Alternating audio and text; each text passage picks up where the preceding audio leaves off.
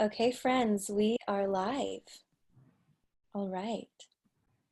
And we have a few attendees coming on right now, which is fantastic. Well, everyone, thank you so much, viewers, for tuning in to the Unsimple Truth from your home. It is such a joy to have you.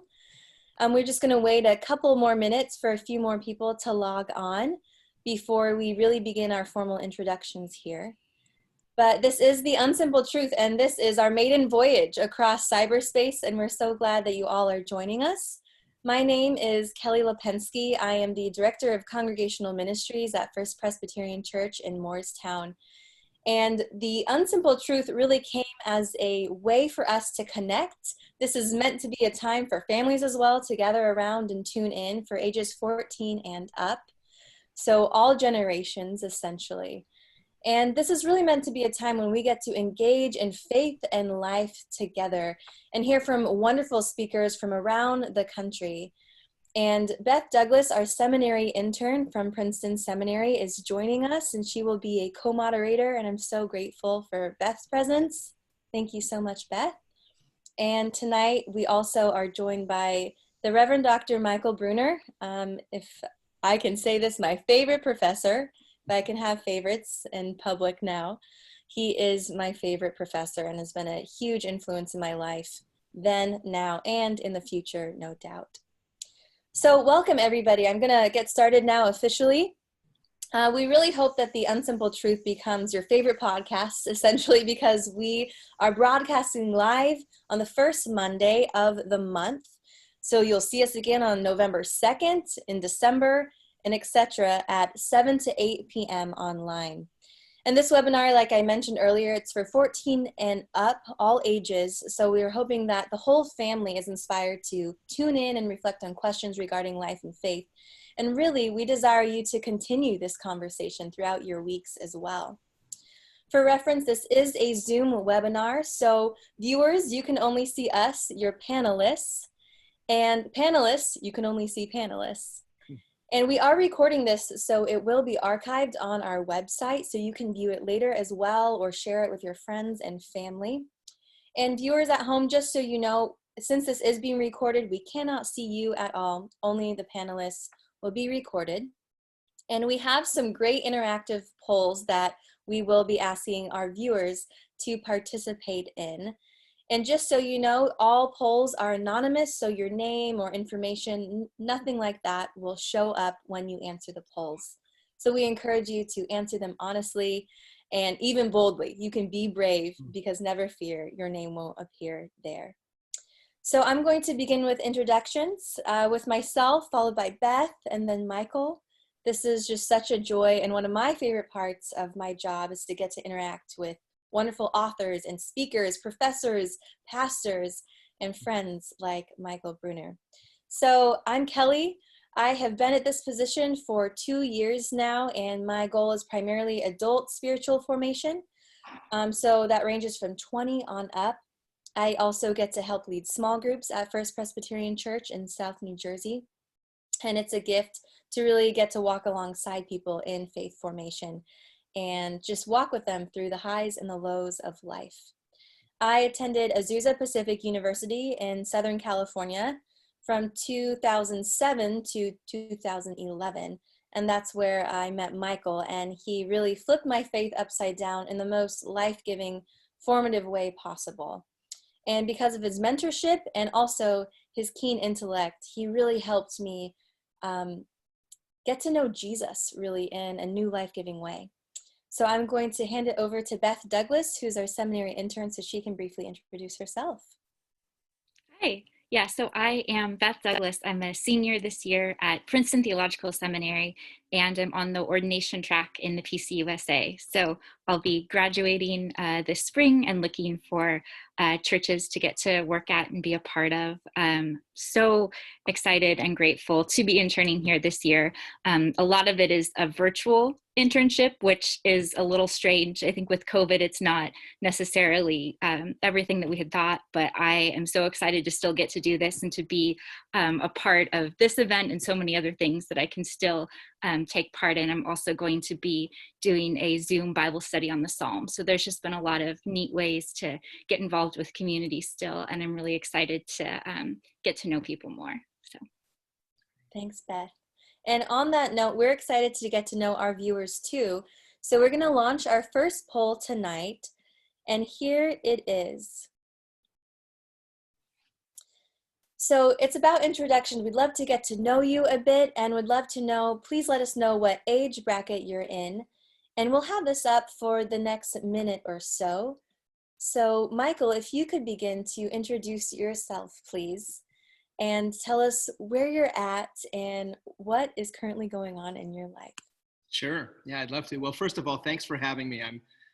I'm really grateful to have been asked to do this. It's a real honor, and it was a very safe bet for them because it can only get better from here with speakers. So they did it was very strategic, I know, on Kelly's part.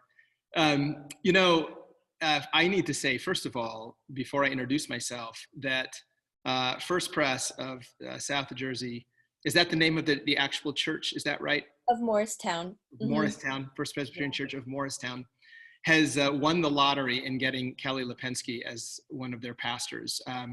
I've taught thousands of students for close to 20 years.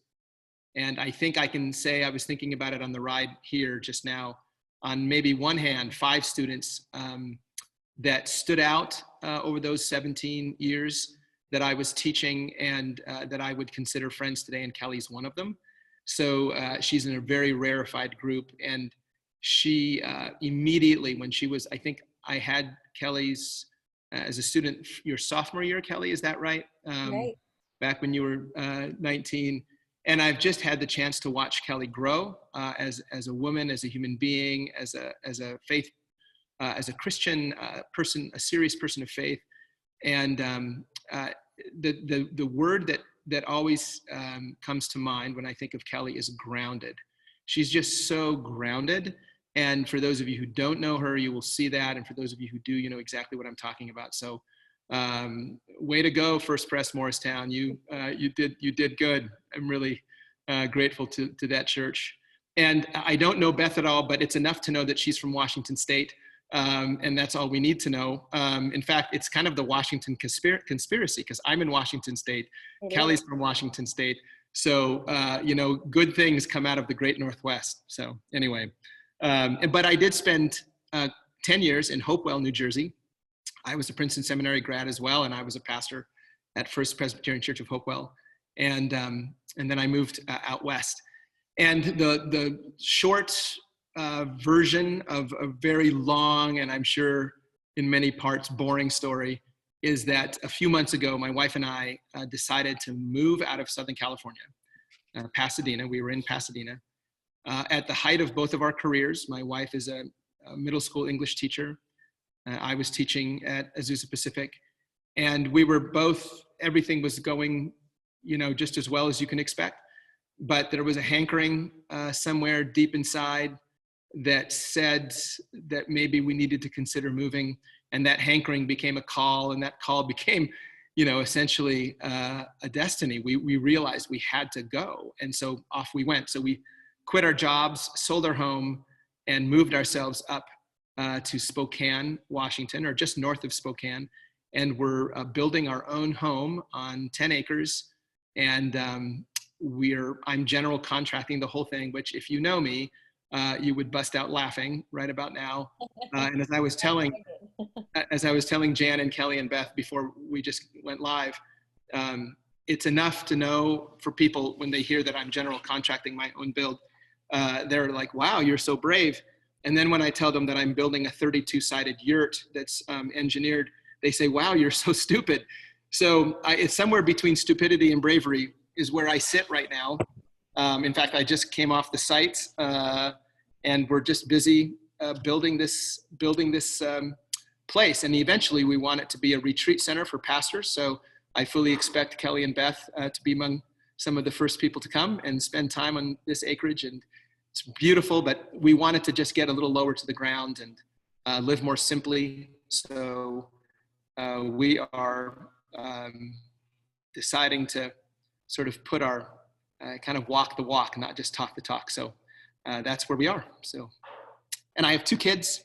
I should probably add that. My 14-year-old daughter, Arabelle, and my 9-year-old son, Will, and my wife, Jenna, and I, and our 2 kids, and our faithful Australian cattle dog, Matilda, have been sharing the same 200 square feet of a room for the last 6 months. And praise be to God, we still not only love each other, we actually like each other. So we're very happy about that. And yeah, so that's kind of the short version. So you mentioned, first of all, we who live out in the East Coast, we don't feel sorry for people who live in Manhattan anymore because they have more square footage than you do at this current time. But also you said that perhaps you weren't the smartest person in the room since you were learning how to contract your own house and yurt. But say just a few words on this book that you wrote called A Subversive Gospel, because it won a big award. And could you just say a little bit about that? Because it's a beautiful book about Flannery O'Connor. Sure. Yeah, I'd love to. So most of you, or many of you, may have heard of Flannery O'Connor. She was a Southern writer, born in 1925, died in 1964, at 39 of lupus. And she's one of the most anthologized American authors. Most people will have read one of her short stories, like A Good Man is Hard to Find, or one of those short stories. She's often labeled Southern Gothic. But what intrigued me about her was that she was this incredibly committed Christian woman, Roman Catholic, in the South, in Milledgeville, Georgia. She was born in Savannah, but moved to Milledgeville, a little town in the middle of the country. She lived just outside of Milledgeville on a farm with her mother. Her father had died of lupus as well when she was 14 or 15. And so she lived with her mom, never married. She just captured my attention immediately when I was introduced to her work, because her stories, if you've ever read them, are full of violence. They're full of what people loosely term freaks, just the most bizarre stories. And anytime I would tell my students, you know, this woman is actually a very committed Christian. She goes to mass every day. She's just an incredibly deep theological thinker. She had one of the most extensive private theological libraries in the country. It just doesn't add up. It doesn't make any sense. Why would a sort of presumably genteel Southern woman be writing these terrible, awful stories? But the more you got into it, the more you realized just how deep and subversive her theology was. So I wrote my Ph.D. dissertation on her, and then it became a book called A Subversive Gospel, and it's the subtitle is I think, what is the subtitle, Kelly? Reimagining, what is it? Flannery O'Connor and the Reimagining of Beauty, Goodness, and Truth. Thank you.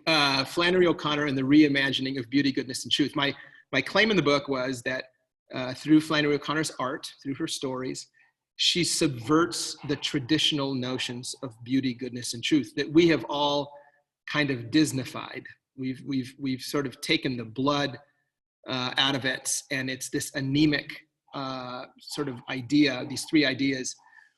And Flannery O'Connor reintroduces just a far more vigorous and intense, and in some cases even frightening picture of what true beauty, goodness, and truth is. And so yeah, I was just so intrigued by her stories, by her faith. So I wrote this book,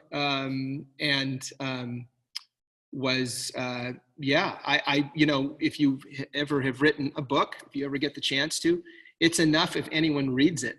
It's enough if you get it published, I suppose, but it would be great. It's great to find that someone's read it. But when I found out that I'd won this award that I was not expecting at all, that was actually one of the deciding factors behind our choosing to move here, because I thought, well, maybe I can try writing for a living. I'm no Stephen King, but we'll see. We'll see where this all goes. But yeah, that's what happened.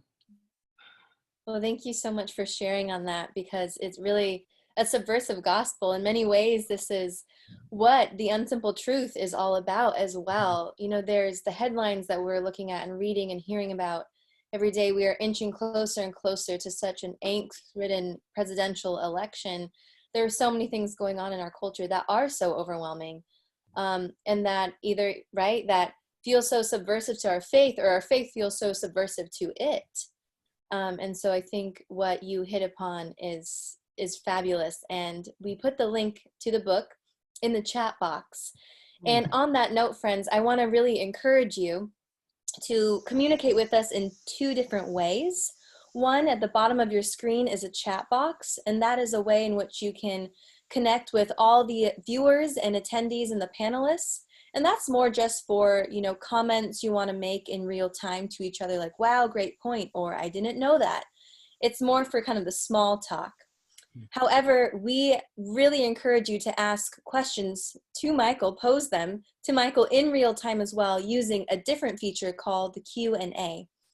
All your questions that you submit in the Q&A for Michael, those are anonymous, and we are going to pose them to him, again, anonymously. So please ask some great, brave, and bold questions. And again, the chat box is mainly just to get more information, and Jan Martin will be checking that, our tech support, if you have more questions on the book or want to just, you know, remark on something. But questions for Michael go in our Q&A. And so one of our first questions, we asked you what age bracket you're in. Our second poll, and this is our last one, is for all of you. What do you think is the most pressing issue facing the U.S. church today? So if you could just take about 30 seconds or 60 seconds, we'll give you a little bit more time to think about that, to answer, what do you think is the most pressing issue facing the U.S. church today? And I will share these results then with you all. So again, you can see how people answered anonymously, and it will give us a good idea of what's running through our heads tonight.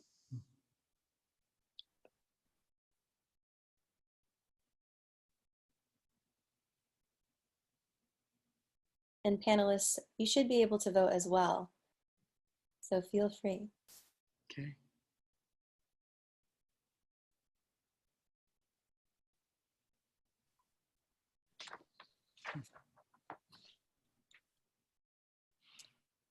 We have about 5 more seconds here, so we can make sure everyone gets in their thoughts. All right.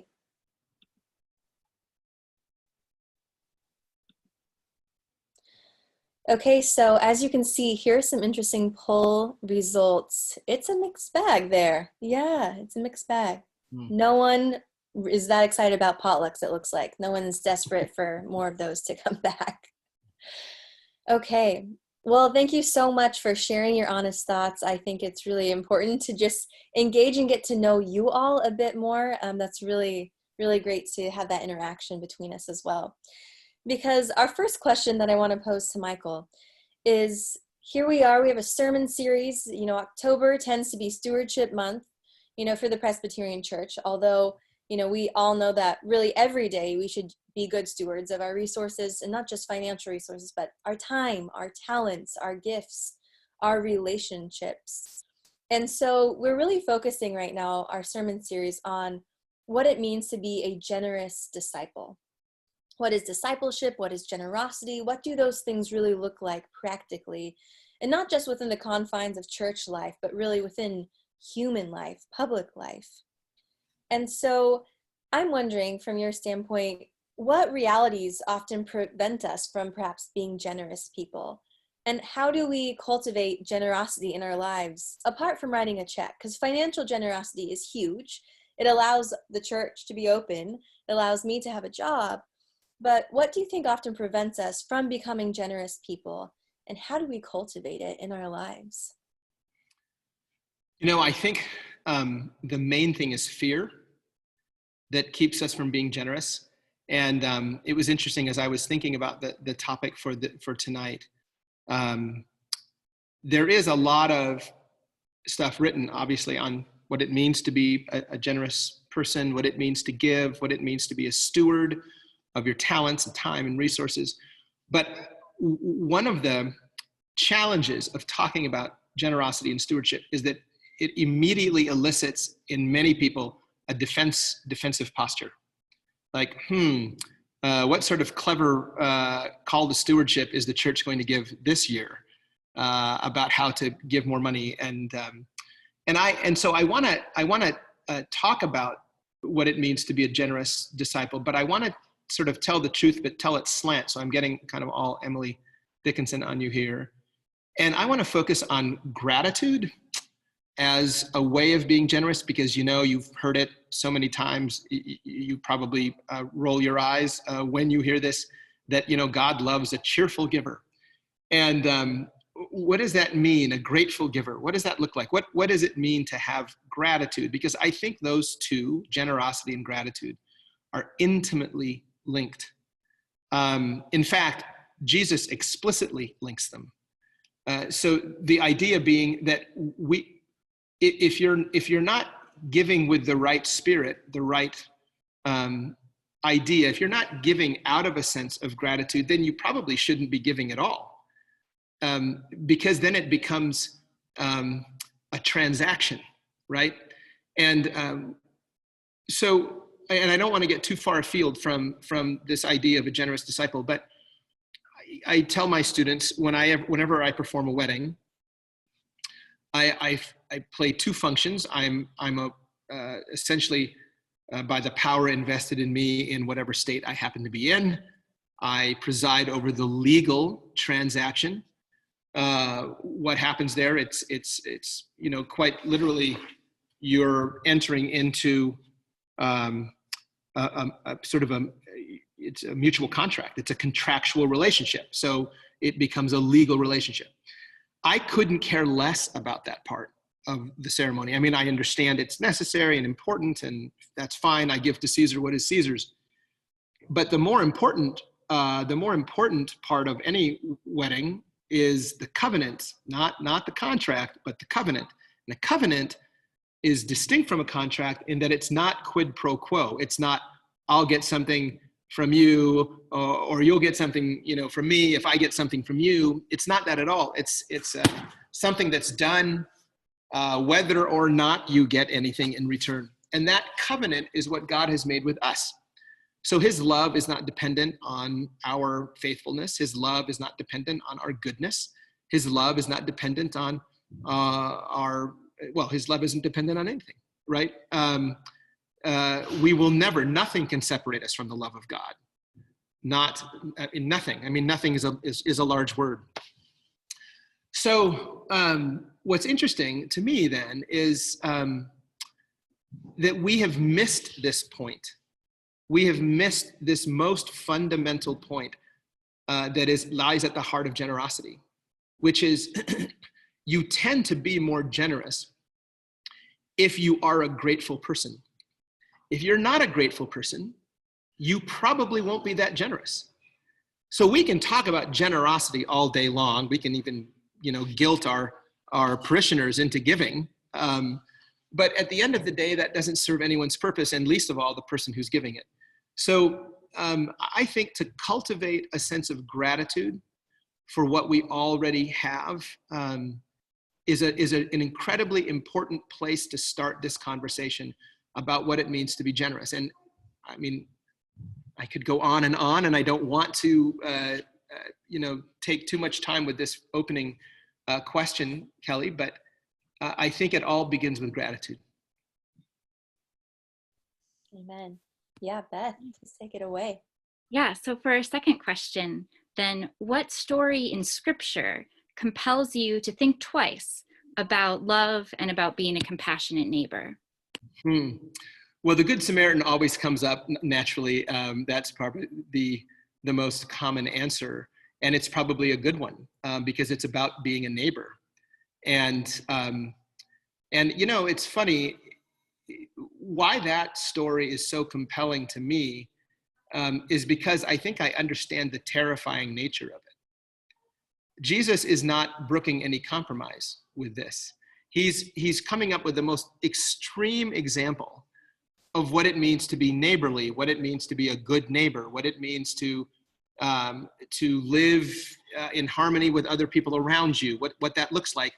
And the point that I think is too often lost in that parable is that it takes everything. It takes all of you. It doesn't just take a good attitude. It doesn't just take up sort of a prayerful posture.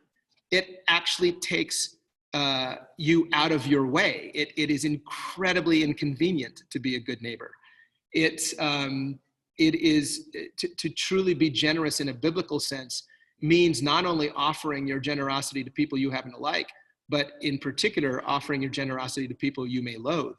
So it's the Good Samaritan, which in contemporary culture might be something akin to, for Americans, maybe, I mean, I don't mean to, this will probably undoubtedly be a bad example, but like the good Taliban, think of some group that most Americans find, terrible and pernicious and awful. And so Jesus was using the example of the Samaritan with his Jewish audience because they were part of the lowest caste of the ancient Near East, from a Jewish perspective, certainly. They were considered, terrible names were attached to them. He uses a Samaritan, as an example of a good neighbor. And so, we're supposed to be generous to people like that. We're supposed to be generous to our enemies. If they ask for our shirt, we're supposed to give them our coat. If they ask us to tell us to walk 1 mile, we should walk 2. If they slap us in the left cheek, we ought to offer our right. So this generosity becomes all-consuming. And so when we read the parable of the Good Samaritan, if we can take a couple steps back from our felt board Jesus days and realize that that's a terrifying story. It's really terrifying. Because that is Jesus' understanding of what it means to be generous. And of course, he retranslates that at the end of Matthew, where he's talking about the judgment day and separating the sheep and the goats, and this is what it means to follow me. Well, apparently what it means to follow him is for all of us to be good Samaritans, to feed the hungry, to clothe the naked, to visit those in prison. That's exactly what the Samaritan did. And so this is what I mean by Jesus brooking no compromise, is that story, if we really understand it, is terrifying, but terrifying in a good way. This is the subversive nature of the gospel. So for me, I think that parable in particular is one that sort of catches us by surprise. And that's part of this, I should probably add, that's part of the subversive nature of true goodness, is that true goodness is really awful. Okay, I should explain that, sorry. Yeah, please, what's an example? Goodness and awful? Rainer Maria Rilke, I love introducing my students to Rilke when I have a class at APU or when I used to teach there. And I'm very happy to see that Kelly Lipensky has a Rilke quote from Letters to a Young Poet at the bottom. That wasn't intentional. That wasn't just a Bruner cop-out. No, I love it. I love it. Live the questions. But at the beginning of his Duino Elegies, which is a series of beautiful poems, almost an epic poem that he wrote in Ronda, Spain, he says, at the beginning of the opening line of the Duino Elegies relates to this terrifying nature of angels. They are terrifying. And he expresses this sense of terror and beauty coming together because, angels, whenever they show up in the Bible, their first words are, relax, don't worry, it's fine, you're gonna be okay. So obviously the angels are terrifying. And what would I do, Rilke, the speaker of the poem, asks, what would I do if one of these angels asked me to come into his presence? I would perish before his stronger existence because beauty is nothing but the beginning of terror just waiting to consume us. And I think that's what the gospel is. And we're terrified. And remember when I said earlier, I think what gets in the way of generosity is fear. I think we're terrified to be transformed. I think we'd like to be transformed on our terms. I mean, after all, we're good Presbyterians. So if the transformation is decent and in order, we'll be fine. But if it's in any way, the term I want to use is Pentecostal. I don't mean that necessarily in the sense of, if it's charismatic, if it's intense, if it turns us inside out, That's terrifying, because then we're no longer in control, like the speaker in the poem who comes before the presence of this angel. So I think we ought to be terrified by the gospel, and because of its subversive nature. But again, I mean by terrified in a way that clears the sinuses, that wakes us up, makes us pay attention, not terrified in the sense of making us cower. So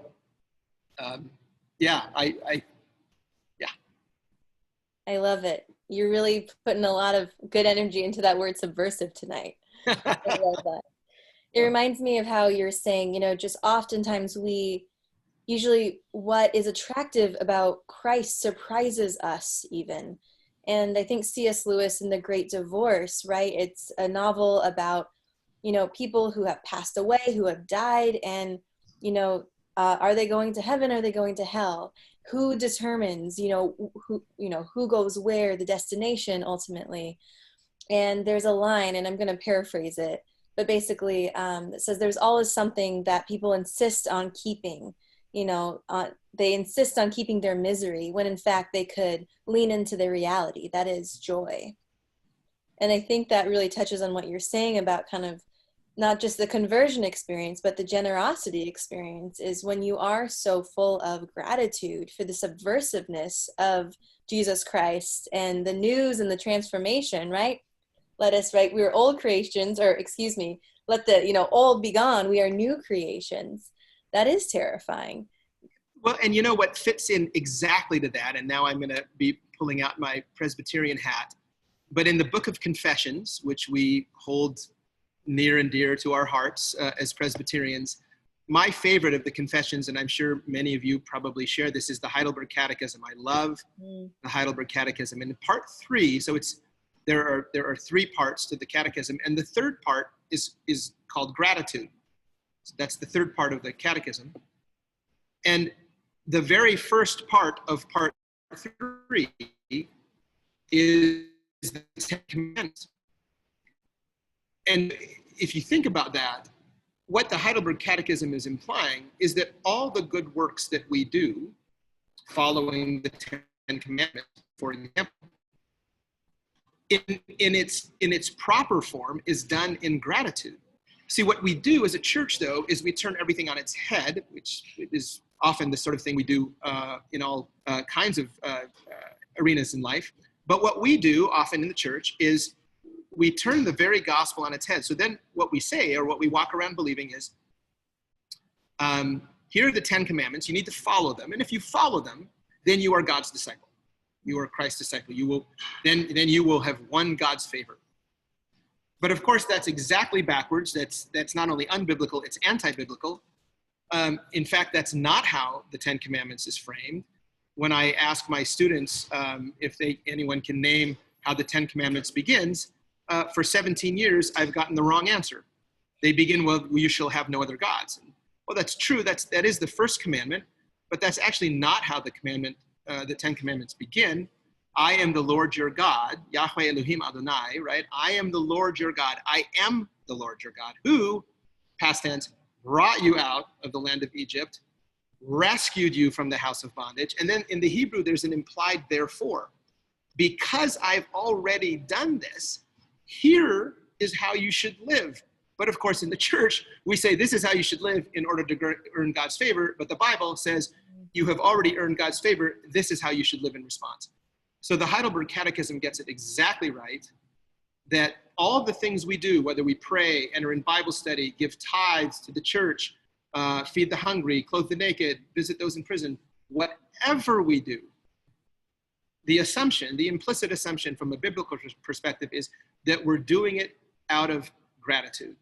And it's funny, in Philippians, the letter that Paul writes, and interestingly, he's writing most of these letters from prison, not exactly a place you would think about generosity, being thankful. But he says this, and it's maybe for some of the folks listening tonight, their favorite verse: do not be anxious about anything. Just actually a very suitable biblical passage to meditate on this last year. 2020 has been a hard year, but we are told not to be anxious about anything. And then here's where, for me, it gets kind of interesting.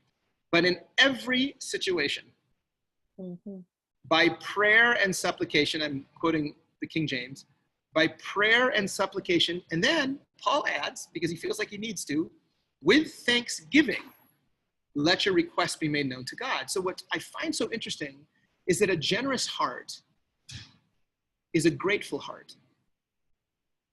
And what the Bible expects us to evince or exercise or show in terms of gratitude is not dependent on circumstance.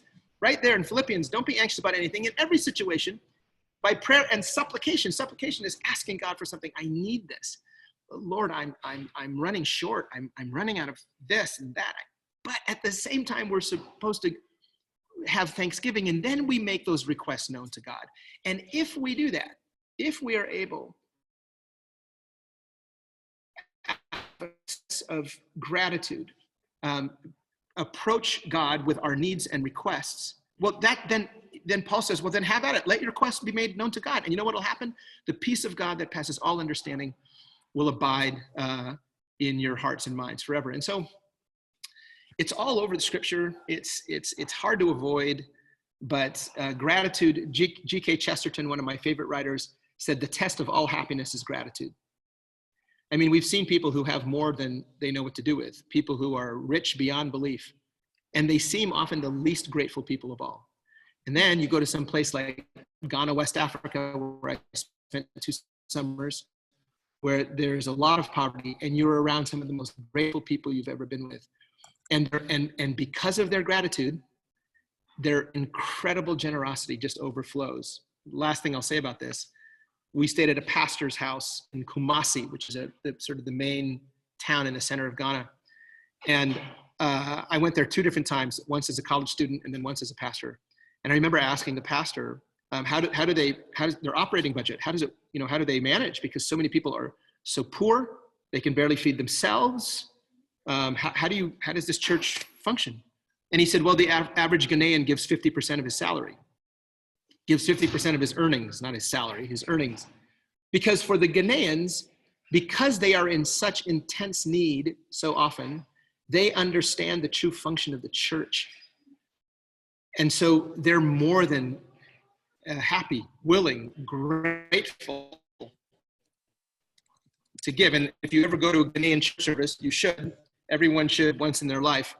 It is a party, and they have 5, 6, 7 offering periods. So you should think about that next Sunday, Kelly, when you guys meet again in Morristown. Have 6 or 7 offerings. See how that goes over. Keep going. Get the music a little louder. Huh?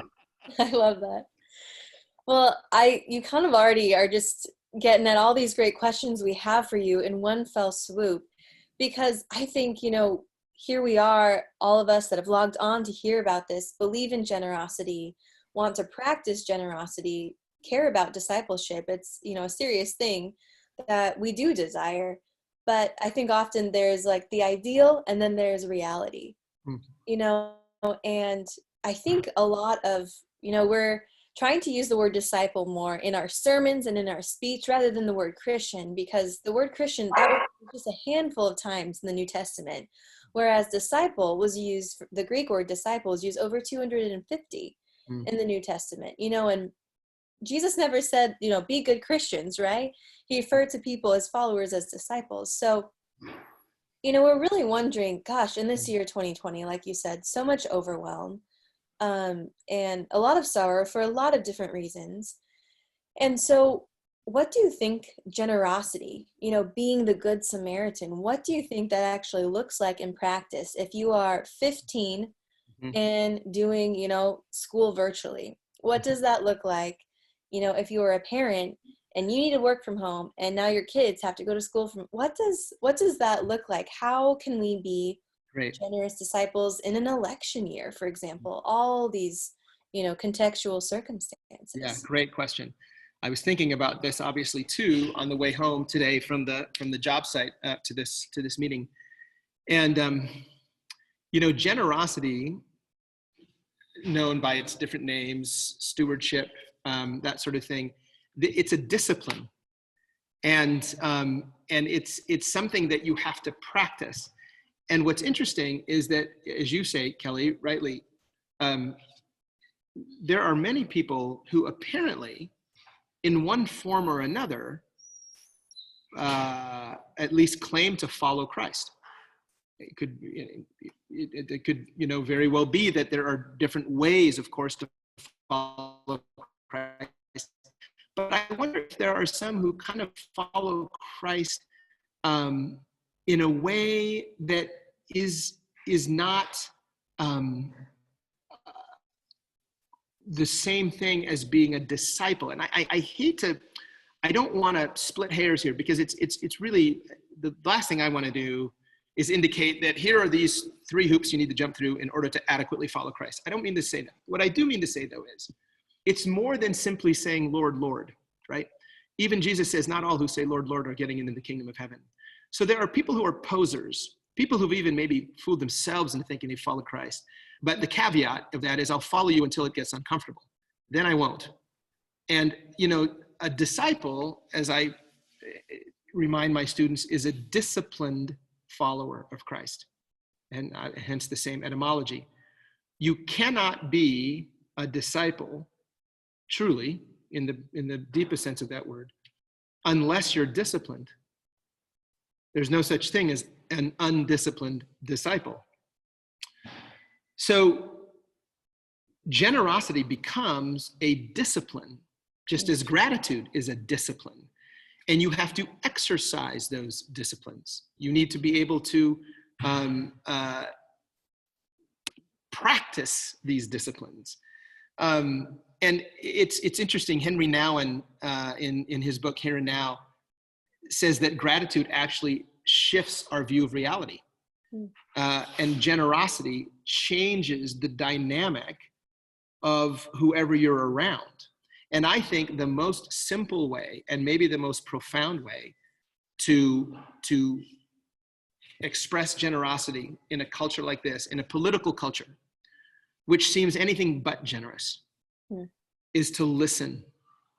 I think that, talk about a discipline, the discipline of listening, like truly listening to what both the person is saying and listening to what the person is not saying, listening to the space between the notes. It seems to me that if there is any way to show generosity that is universal and is most needed in a culture like ours today, I think it's being able to listen. So let me give you a more real example of this, and hopefully it will connect with the folks who are tuning in tonight. We know that in this political maelstrom called election year, things are heightened to an infinite degree because of the various people at play in this election and what's happening and all the ways things have been turned upside down. And one of the things I hear from very well-meaning folks, I hear it all the time, is, what's the big deal with Black Lives Matter? Don't all lives matter? And of course, there isn't a person with any sense on the planet who doesn't think, well, of course all lives matter. So I've been questioned about that, and from very good friends who will say, I don't understand all this hubbub about Black Lives Matter. Why don't white lives matter and brown lives matter? Well, of course they all do. But I was trying to explain it to my daughter, and and it's not until you can explain it to a kid that you really understand it. And so she wanted to know, what is this? Why don't all lives matter, Dad?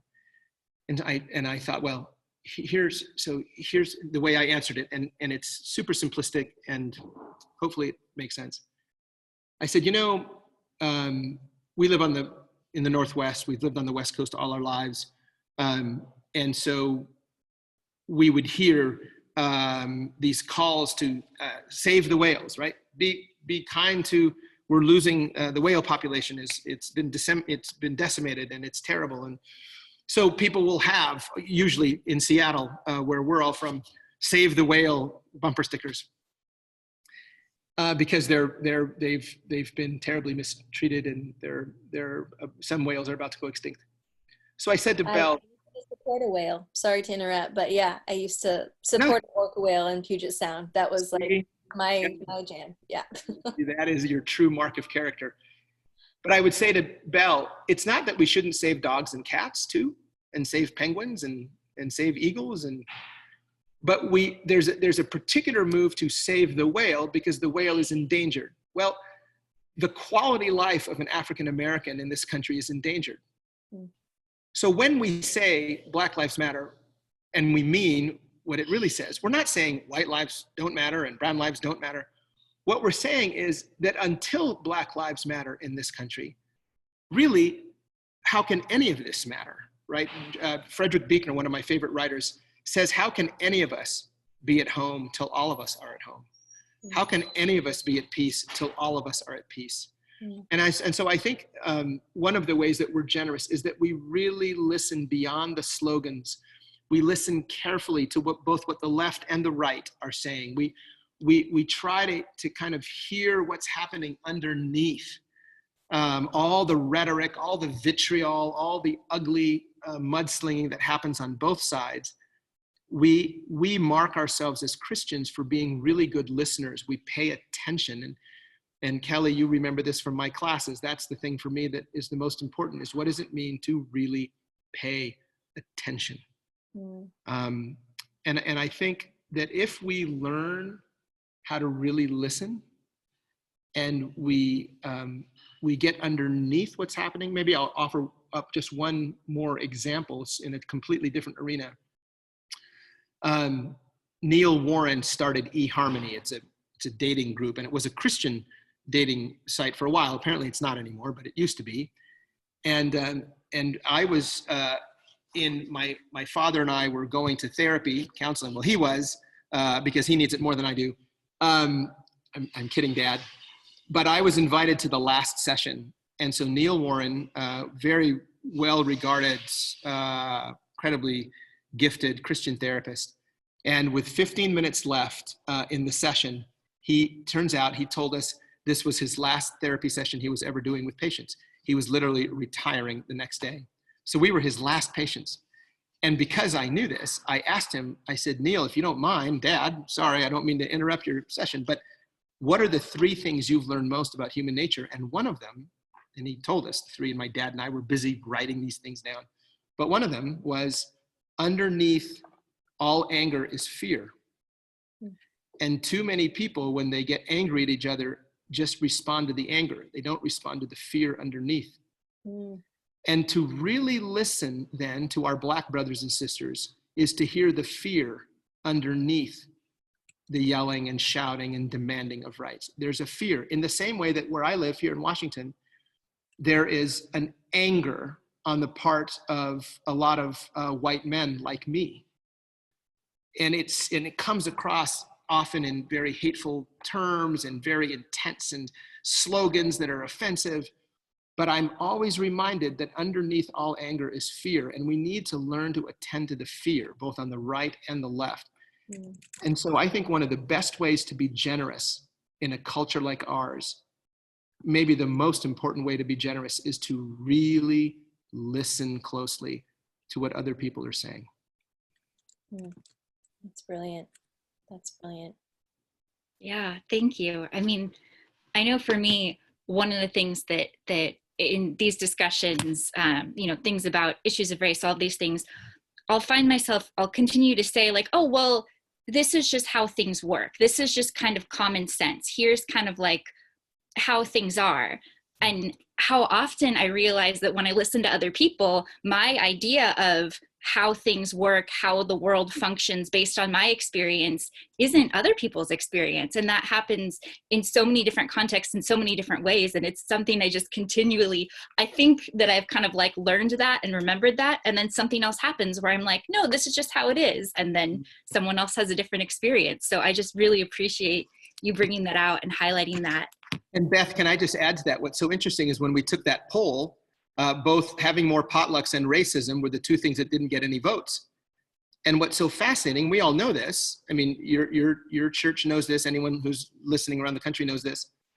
You go to many other churches and racism would have been the number 1 thing they would have chosen, right?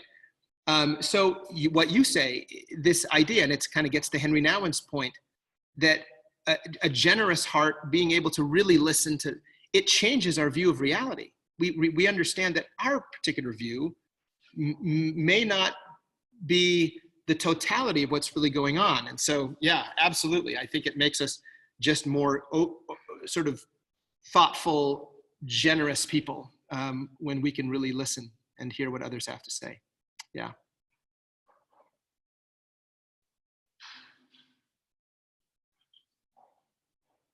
Well, I think we'll go into wrapping up the conversation, but I did want to be able to ask, was really struck by talking about fears. And so are there any specific fears or uncertainties or maybe misconceptions that really stand out to you that might be really keeping us in this moment today from living these lives of generous discipleship? And if there are specific ones that stand out, what are things that we can do? We want to move forward in discipleship, but we're worried, or we have good intentions, but something's kind of holding us back from that. What are ways that we could address those fears or misconceptions or things that are holding us back from living into this thing that we want to live into? Yeah. Well, like I was saying earlier on tonight, this notion of being anxious, we live in an anxious-ridden culture, and it makes us fearful. And if you're full of fear, you're typically usually full of anger. And my son is neophobic, so he's afraid of new things, particularly new foods. So we have to really help him kind of understand that the more he tries new foods, the less fearful he will be. He's reminding me that he's not that afraid. But you know, it's the same way, Beth, I think, with other cultures, other people who think differently than we do, look differently than we do. I think that the best way to handle some of our fears, you know, in psychology, it's called exposure therapy. You just expose yourself to things that you're not accustomed to, or not familiar with, or not used to. And I think we fear a loss of a kind of nostalgic innocence that we think this country had at one point. I think quite often when people are yearning for an older America that used to be, what they forget is that for a lot of people, those were the times that were the worst of all. And we have to remind ourselves not to be fearful of the new thing. What is that going to look like? How is that going to manifest itself?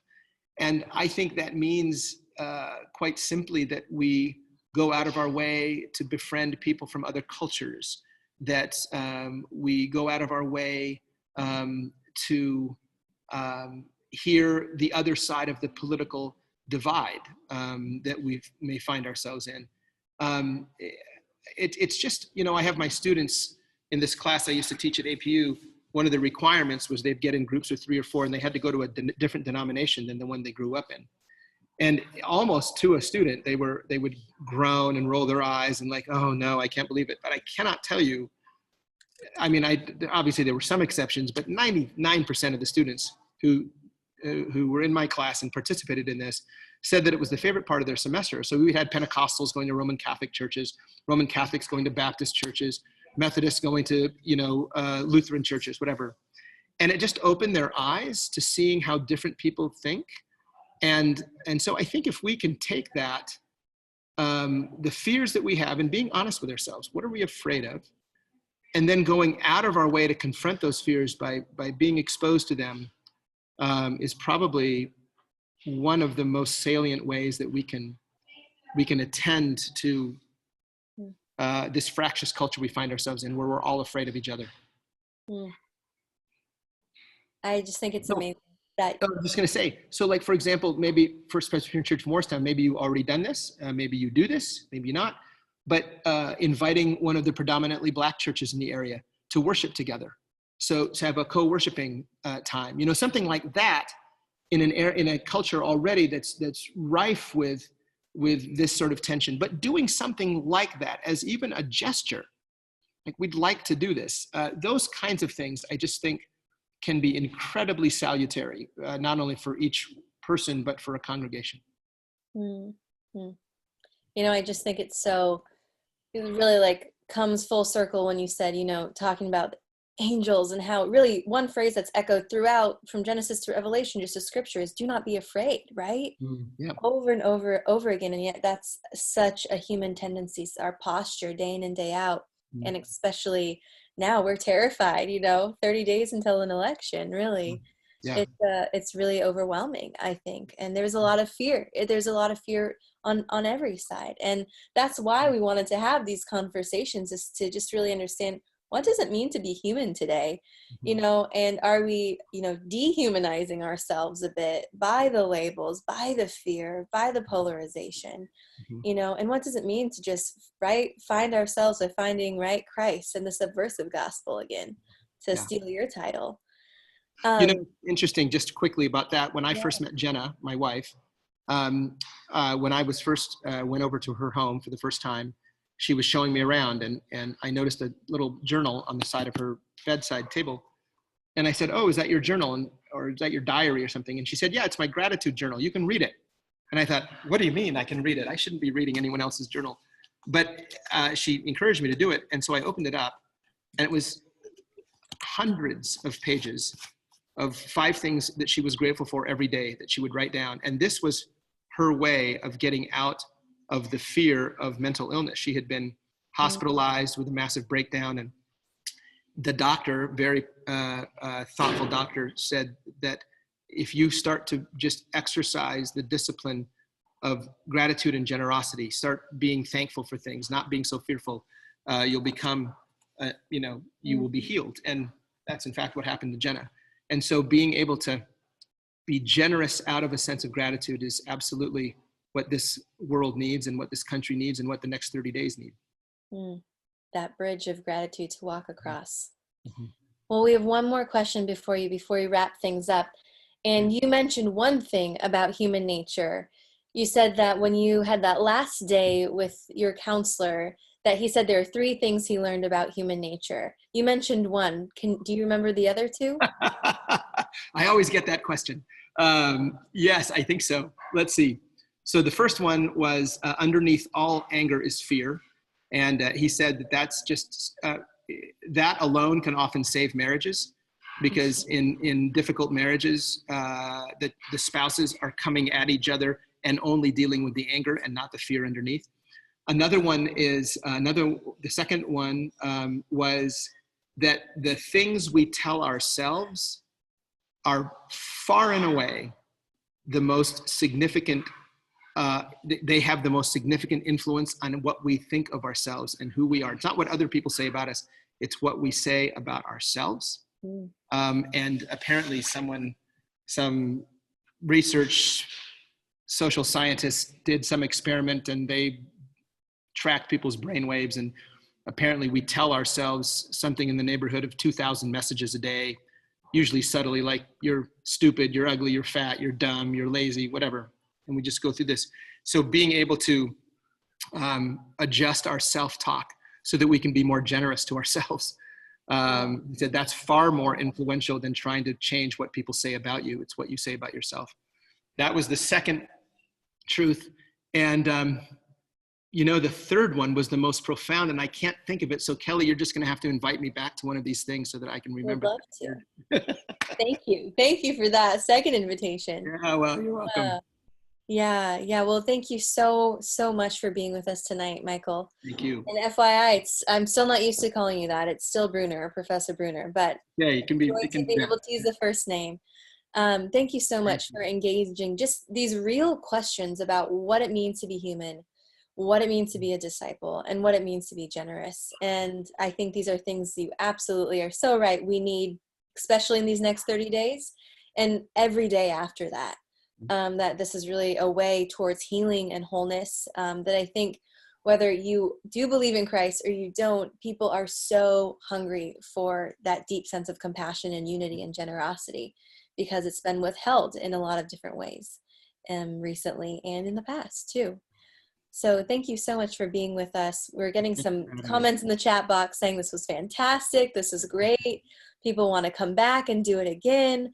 So thank you all to our viewers. It is such a gift to be with you tonight. And we hope that this time was a time of connection and fellowship, We're so grateful for you joining us, and I hope that this is something you might rewatch with your children, with your grandchildren, with your neighbor, with a coworker, and that this is a time that you can just have great conversations and deep dialogue about, as Michael said, what does it mean to truly listen to each other? What does it mean to remember that to be a disciple is to engage in some forms of discipline, that our human tendency may rub up against at first, but actually it's beautiful ground on which we can walk. So, Michael, thank you so much. We wish you the best of luck with building that yurt in Eastern Washington. And I think Beth and I are going to take you up on the invitation for a visit. So, okay, great. Love to have you come visit. All right. Thank you so much. And viewers, we'll be back again on November 2nd, again from 7 to 8 p.m., first Monday every night. All right. God bless. Thank you so much.